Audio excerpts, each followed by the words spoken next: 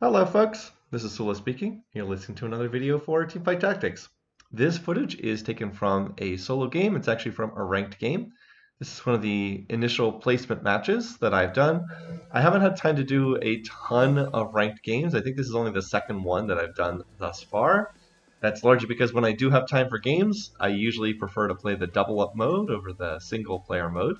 But in any case, this was a ranked game, early placement one as I said, and it turned out to be a match where I was able to use Heartsteel effectively, which is the economic trait here in set 10.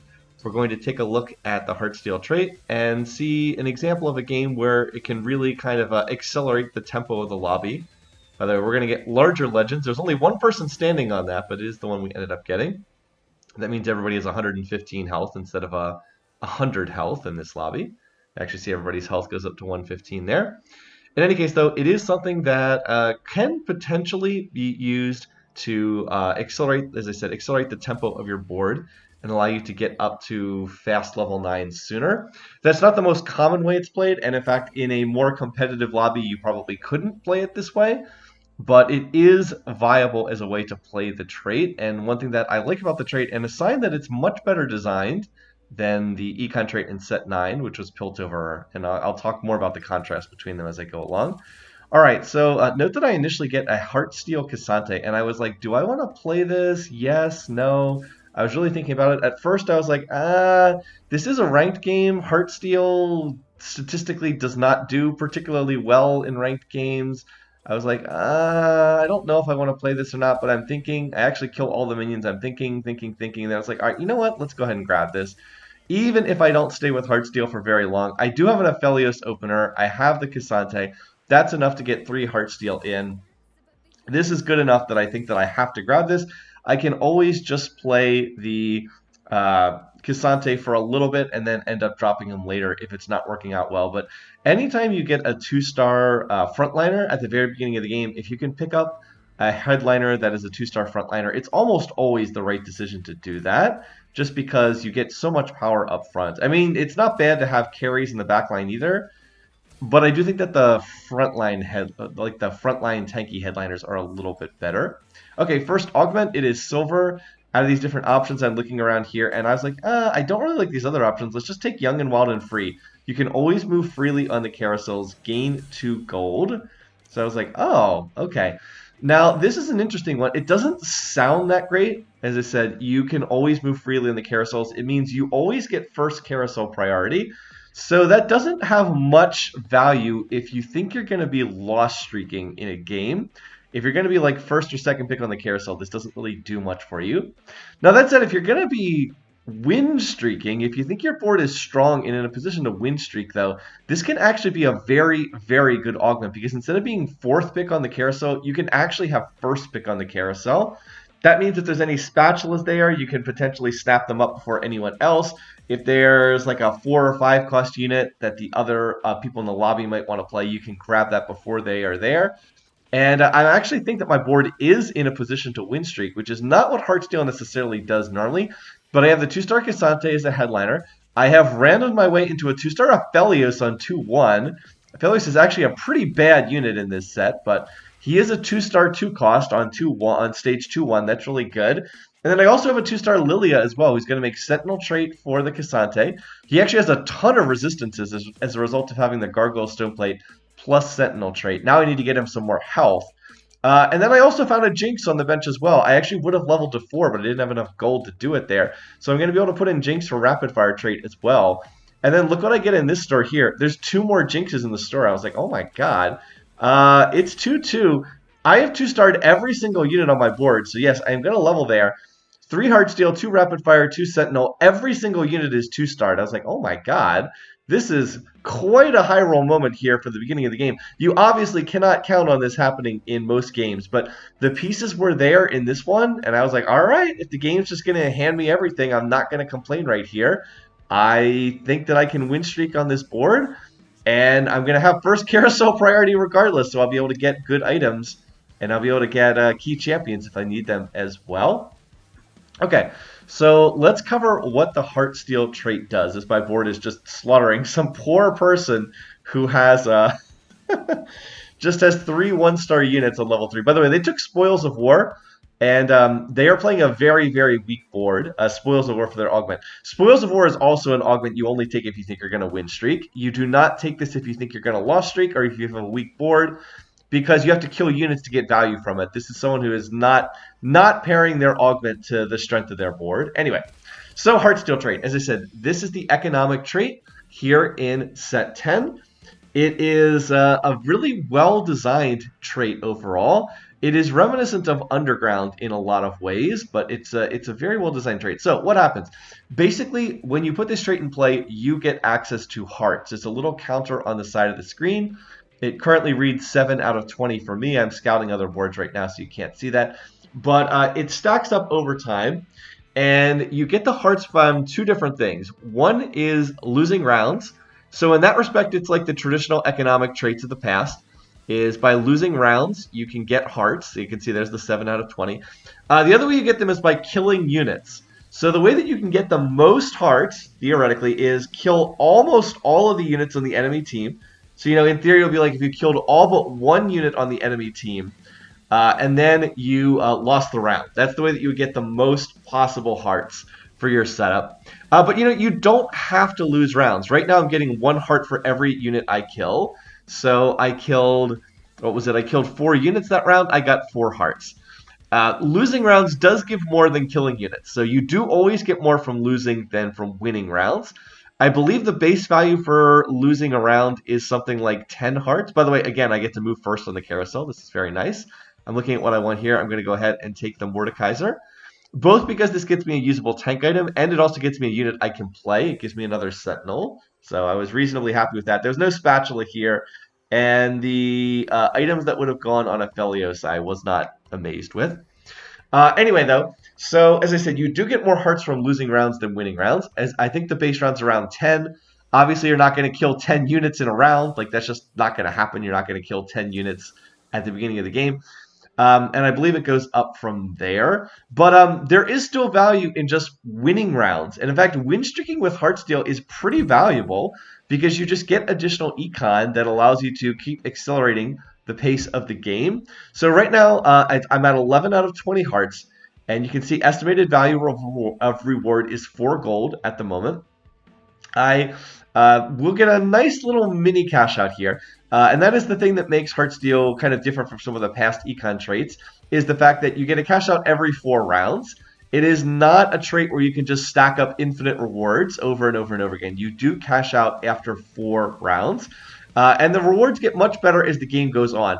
But the trait is not designed to be one where you just lost streak for like 10, 11, 12 rounds in a row and then just get some massive cash out.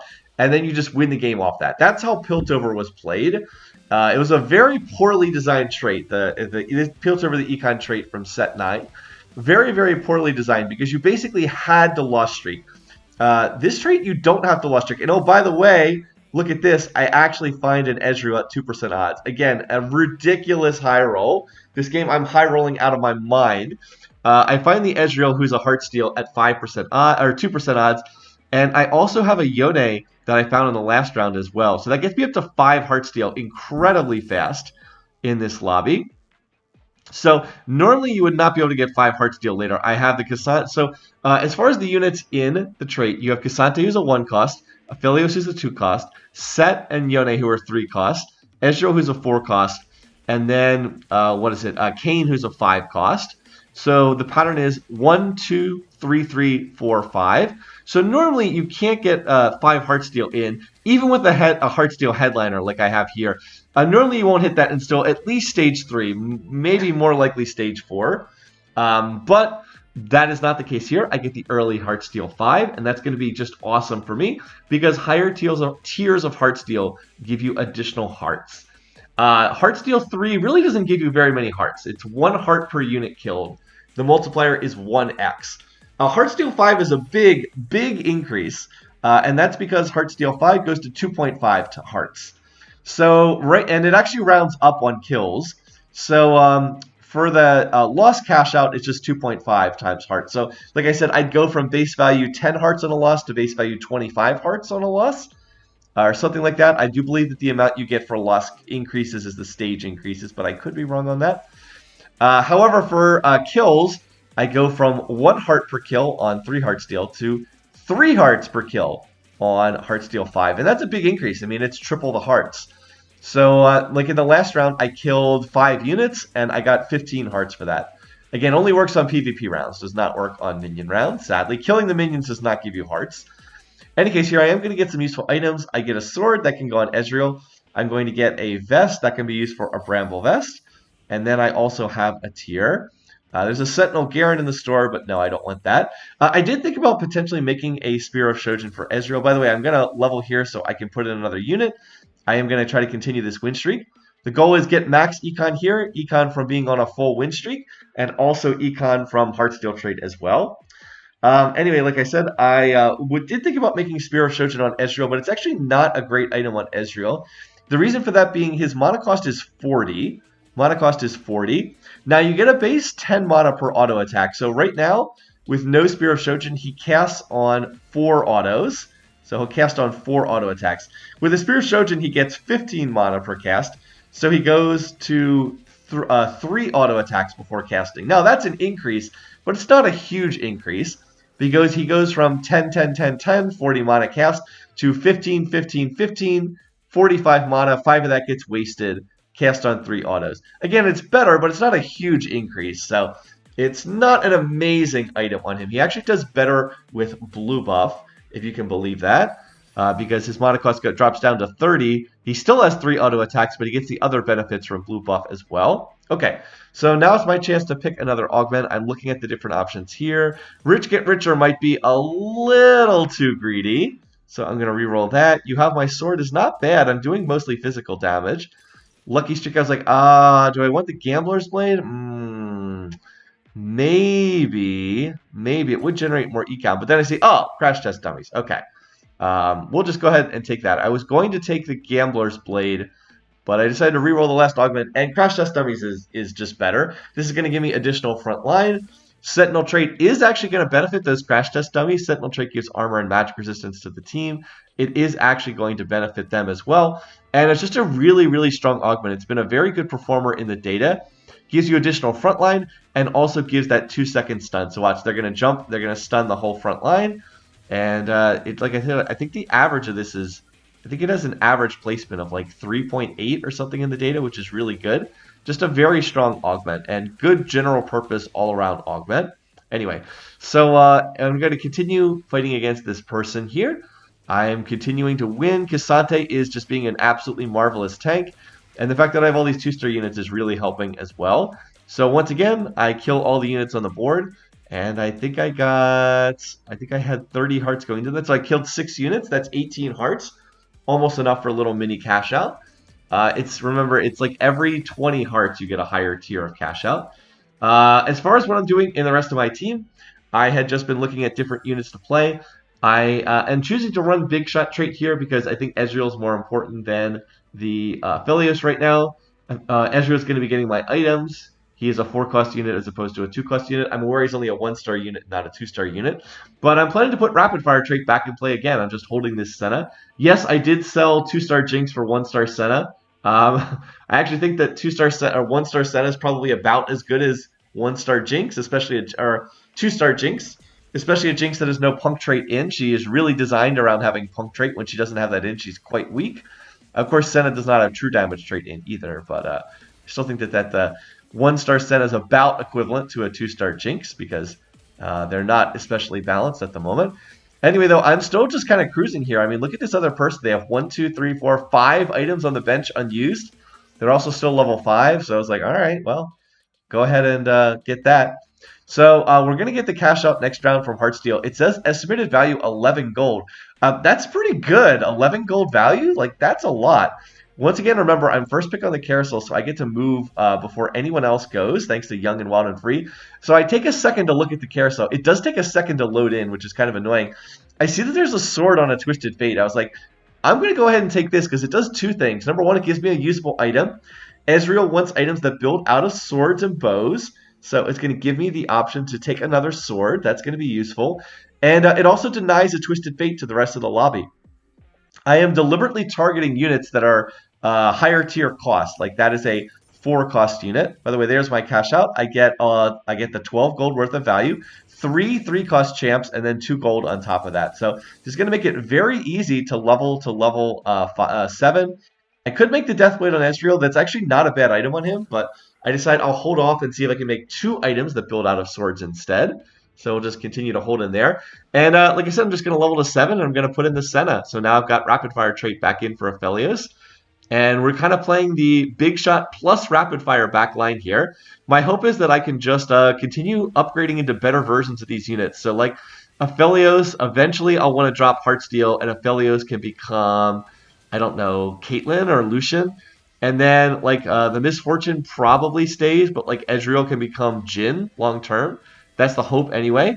And I'm just going to continue replacing these with better units and play 2 big shot, 2 rapid fire. And then I will have to build up the front line as well. I'm going to have to get better frontliners. But for now, the Cassante is still great. And look at me. I mean, I'm level 7, 52 gold on stage 3-5. I'm on max win streak. I've been on max win streak for a long time. I'm just pumping the econ as fast as I possibly can. I should be able to be level 8, 50 gold at the beginning of stage 4, which is just absolutely amazing.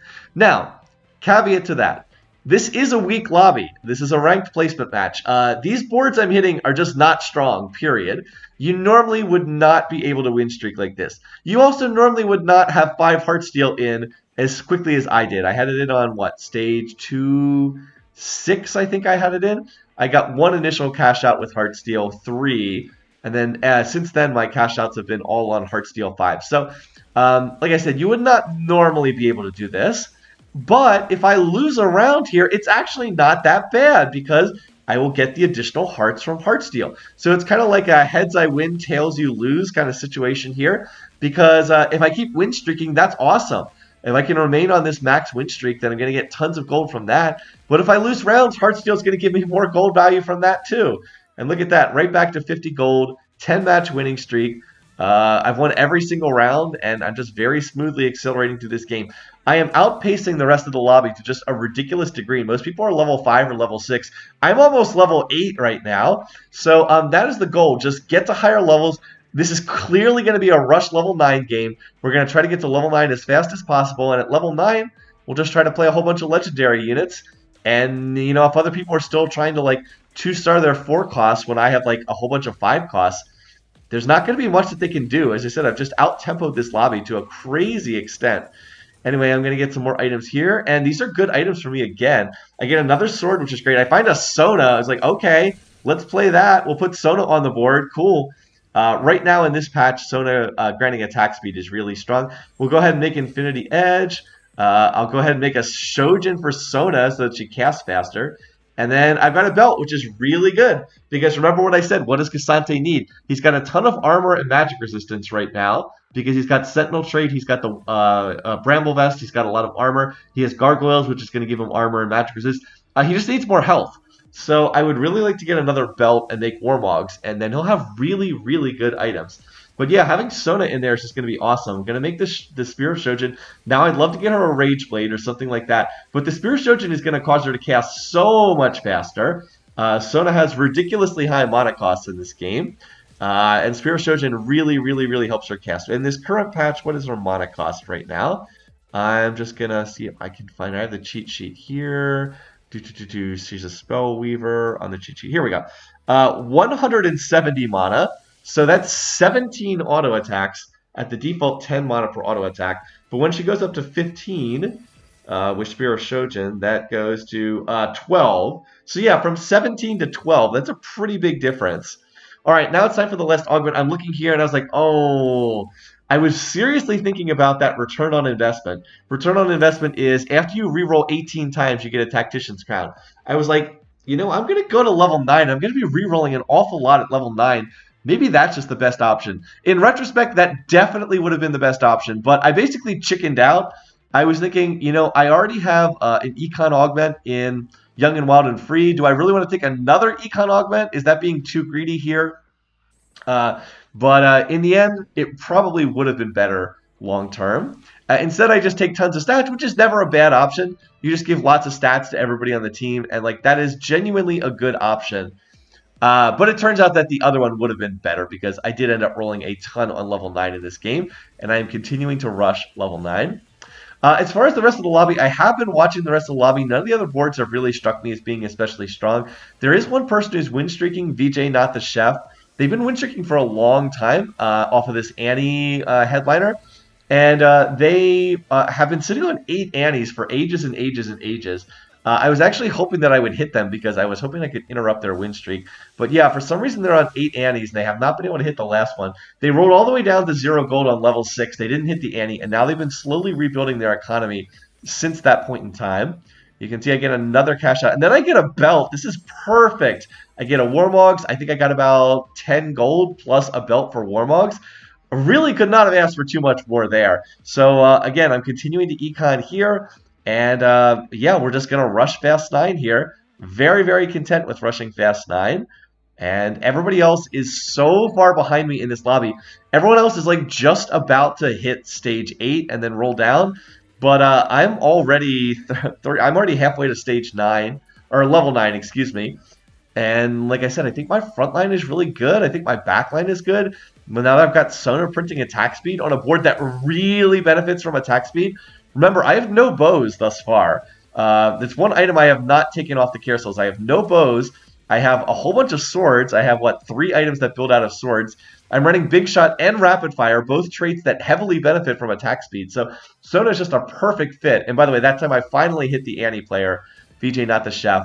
So I was able to interrupt their win streak. But yeah, most of these boards are level 7. I'm almost level 9. It's just the outpacing of the rest of the lobby has just been absolutely ridiculous. Now, once again, I get first pick off the carousel. I see that there's a Jin on the carousel. I was like, all right, I'm going to take this Jin because that's going to deny anyone else the chance to take Jin. There is a Kiana, and Kiana would not have been bad for the item. I would not mind having another sword. But Kiana does not fit the board that I'm running here.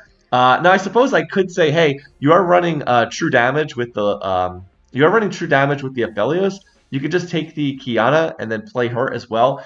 But I'm really running a backline damage setup in this game. I'm not really running frontline melee carries. It's really more traditional backline carry setup here. And there's another Jin, by the way. So I was like, oh, all right.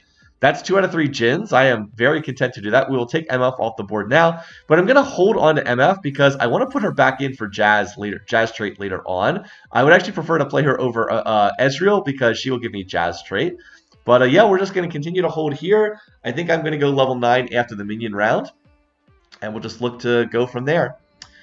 So Heartsteel has been super duper effective in this game. I'm a little disappointed I've never found a set.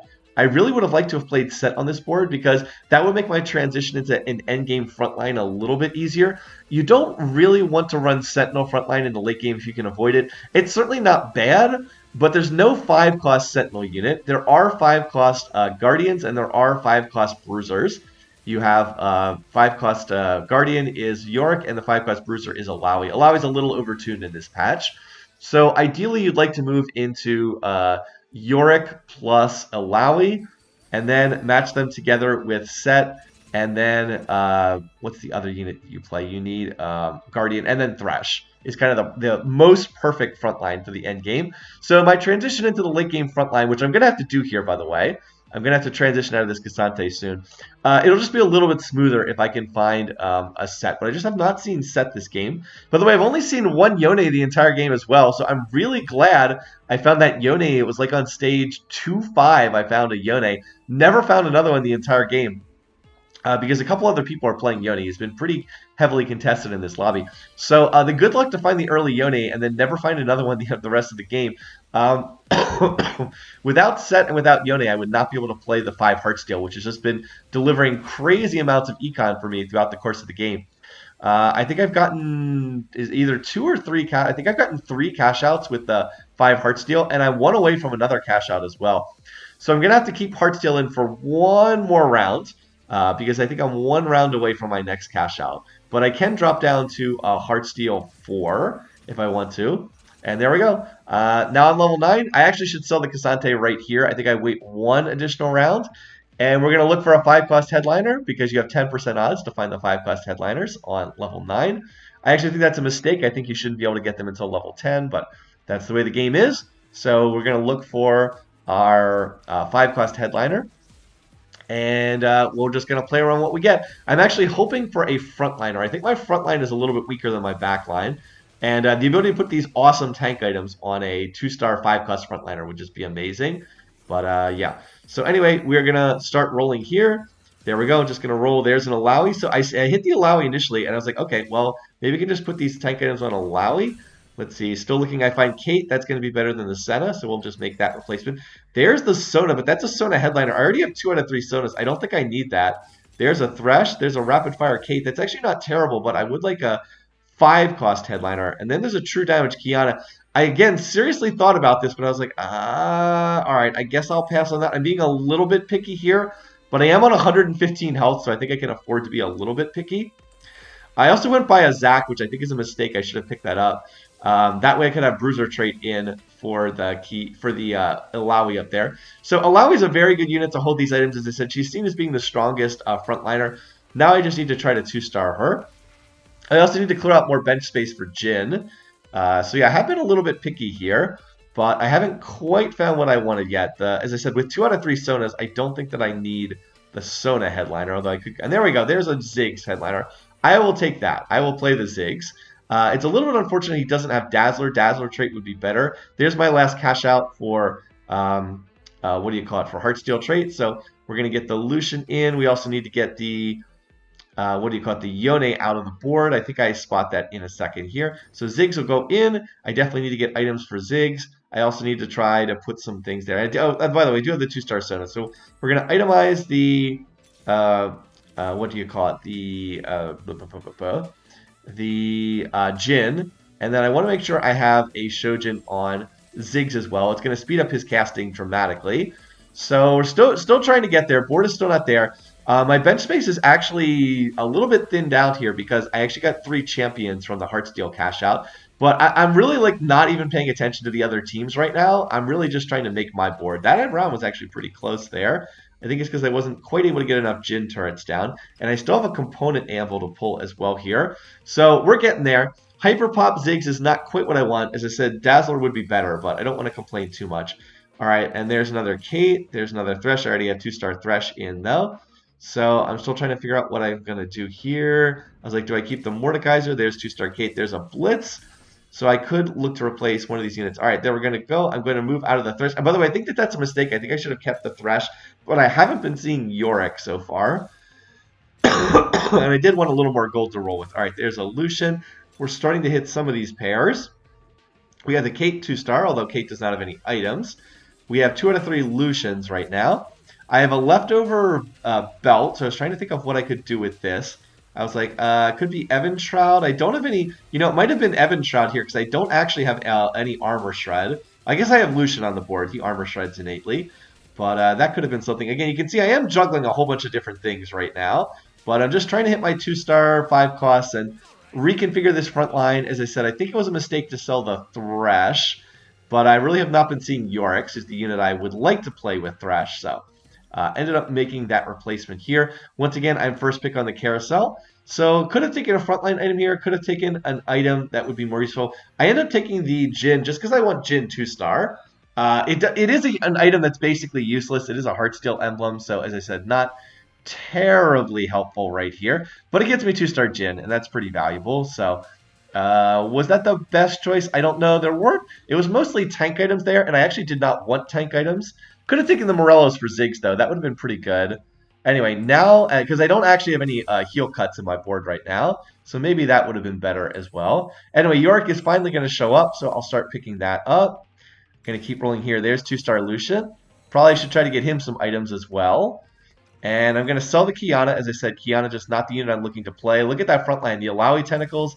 The also have the Crash Test Dummies. And then there's double Jins in my star, so it's kind of like, didn't really need that Heartsteel emblem, did I, if I have double Jins in the store? Maybe I should have taken, like I said, in retrospect, maybe Morellos for Ziggs would have been better. There was also, I think, a Guard Breaker, if I remember correctly, which would have been good on Jin, so I don't know.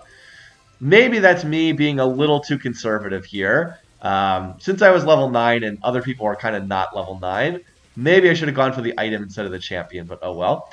This person, I believe, is actually the other strongest player in the lobby, Intense Blue. They've been win streaking, but going to knock them out. and I'm pretty happy with that. This other person, the Armored Titan, looks like the other strong player in the lobby.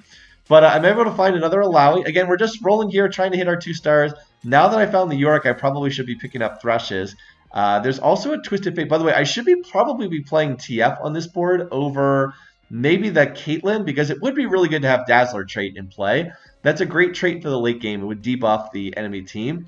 So, you know, it's taken a while, but my board is starting to get there, right? I've got the 2-star Jhin, 2-star Sona, 2-star Ziggs, 2-star Lucian, and a 2-star Caitlyn. That's pretty good. Then again, yeah, I don't know. Maybe it would have been better to play the TF just to get Dazzler trade in play. As I said, it would have been better to have Dazzler Ziggs as opposed to Hyperpop Ziggs, but Hyperpop Ziggs is not terrible. He is printing more money for, especially for Sona, so that she gets her cast off faster. Sona just getting off that first cast is huge, because then all my units get the ability to get their abilities off so much faster. So, like, this round's close. A couple of the rounds are pretty close. I do think the biggest reason why is I just have not gotten that front line correct yet. Need the 2-star Alawi in particular. We do have Jazz trade in. We don't have a ton of traits in play. Again, I wish I could find Set. Set would be really nice to get in here. Because that way, if I could get Set plus Alawi, plus Thresh plus Yorick, that would be, what is it, Guardian plus Mosher plus Bruiser would be really nice. Still looking for that last Alawi. The fact that I'm still on Alawi 1-star is definitely hurting. And the Mordekaiser needs to come out. He's just outdated at this point in time. A little bit unfortunate there. Also, you can see how much I've rerolled here on level 9. So that gold augment that would have given me a Tactician's Crown for 18 rerolls definitely would be better right now than tons of stats. I could have played another unit, which would have been pretty nice. All right. So we're going to hit the 2-star Blitz. That's definitely going to help. As I said, I actually want to move out of the Sentinel front line. Going to keep rolling here. And there's 2-star Yorick. Okay. So I have the option to do that. What I probably should do is sell the Mordekaiser to raise gold.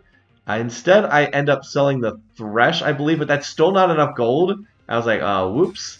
And now I'm going to pull this Anvil. And out of these options, there's not anything I love here. I believe I just end up taking the Guard Breaker because it has a lot of good stats on it. And we'll go ahead and put this on the Jhin. As I said, yeah, I end up selling both of the Threshes. Again, that's really a mistake. I've sold a lot of Threshes in this. I do want Thresh to pair with the Yorick, so I should have sold the Mordekaiser instead and looked to start moving out of Sentinel trait, which I think would have been better. Anyway, though, I mean, my board is pretty stacked right now. We've 2-starred all of our backliners, and the front line is starting to get there as well. I just really need one more Alawi so that I can have Alawi 2-star. She's holding all the tank items, and she is not a 2-star unit. So, I mean, could this endgame have been managed better? Yes, but I don't think it's been managed poorly, if that makes sense. So anyway, we're going to go ahead and make this transition here. There we go. Going to put the health on the Yorick, including the Heartsteel, which is the emblem, which does give a little bit of health. And now we're going to roll for Thresh. And let's see, keep rolling here. And okay, wasn't able to find that. One more Alawi. There we go. Finally. Took forever to find the Alawi, but I do finally have it. It's a shame I wasn't able to get Bruiser trait in her. But now we probably can just go to level 10 now. It doesn't look like we're going to get there before the end of the game, but we can at least try it. All right, this is the person who's win streaking, the Armored Titan. Their board is not bad at all. They've also gotten to level 9. They're trying to move into legendaries, but their item holder is a 1-star Ziggs and a 2-star Ezreal. Again, I'm just their board, but better in every respect. So yeah, you can see it's not ultimately that close. Even though they have a Tactician's Crown, it's not really that close. And then, yeah, other people are going to get knocked out. I feel kind of bad for that person, the Armored Titan, because I think their board was better than the other boards, but they hit me. I'm going to hit that Thresh. My entire board is now 2-starred. So I'm way stronger than this person. By the way, that's why I couldn't see Set. They have Set 3-star. That's why I could never find Set this game. They're taking all the sets out of the pool. But they're going to pop in, and they're going to take a look at my board. And they are not going to like what they see, because they're going to flash the emoticon. And then they just quit the lobby. So I was like, oh, okay. Yeah, I'm pretty sure I would have won that round. My board was way stronger than anything that they had. But I wish I could have done one more round just to close it out properly. Still, can't complain. This is a ranked game. I'm happy to take the first. I get a billion LP because this is still a placement match. Still, even though the lobby was not especially tough, I did manage to win streak the entire game. So Mr. 115 thanks to having 115 health. I do think this was a good example of showing how to use Heartsteel to just accelerate your econ, blow past everybody else, and then play those 5 costs where the other players can't keep up. Anyway, thanks for watching. Thanks for listening. Hope you enjoyed this one. Until next time, hope you're having a great week. Take care, folks.